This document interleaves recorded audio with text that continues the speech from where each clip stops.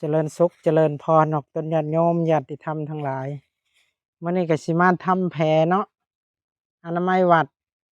มือไปถึกหญ้าบาดจนได้เนาะนี่แหละเป็นคติเตือนใจออกตนญาติโยมบุคคลใดที่ดึงหญ้าคา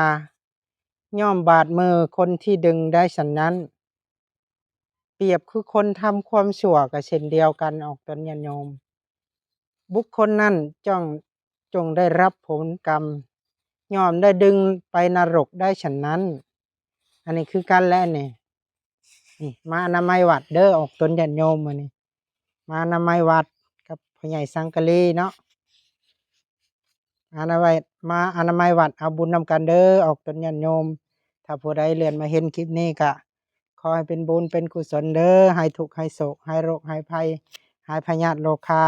ปรารถนาสิ่งใดขอให้ไปโดยชอบประกอบด้วยศีลด้วยธรรมมีแต่อายุวันนะสุขะภระมันยืนเด้อเอาสาธุ